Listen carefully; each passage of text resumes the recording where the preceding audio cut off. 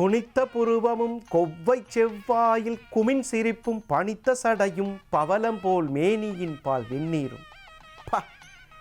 அதாவது லலிதாம்பிகை நீங்கள் பாருங்கள், நிஜமா என்கிட்ட தமிழில் வார்த்தைகள் பஞ்சம்ங்கிறனன். அந்த மாதிரி ஒரு அழகு சொரூபமாக அன்னை திருக்காட்சி இந்த ஸ்தலத்தில் அருள்முகம் காட்டுவது அன்னை முகமாக.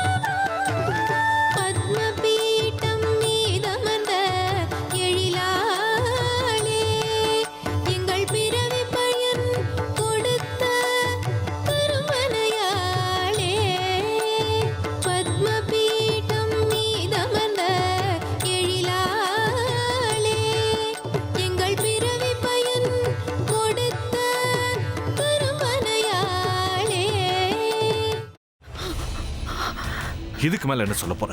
சொல்றதுக்கு வேற ஏதாவது பொய் இருந்தா சொல்லிடு. அவதான் ஏமாத்தி எல்லாத்தையும் என்கிட்ட இருந்து பறிச்சிட்டான்னு பார்த்தா நீயும் இப்போ அதே தான் பண்ணிருக்க. ஏன் ஆலியா, ஏன் இப்படி பண்ண? இந்த உலகத்துல பாட்டிக்கு அப்புறம் நான் யார் மேலேயாவது உயிரியே வச்சிருக்கேன்னா அது ஊ மேலதான் உனக்கு தெரியாதா? ஏன் இப்படி பண்ண ஆலியா? உனக்கு காசு பணம் அவ்வளவு முக்கியமா போயிடுச்சு. அதுக்காக நம்ம உறவை கூட மறந்துடுவியா?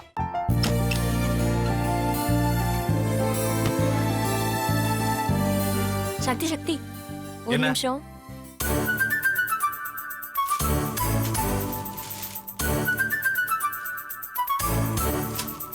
இந்தாங்க. என்ன இது? உங்களுக்கு பிடிச்ச பிராண்ட் செப்பல். இது என்ன நான் தலையில வச்சுட்டு தூங்கணுமா? சரி, அதை விடுங்க. இங்க பாத்தீங்களா, டைம் பீஸ். இதோட அலாரம்க்கு தான் நீங்க டெய்லி எந்திரிக்கணும்.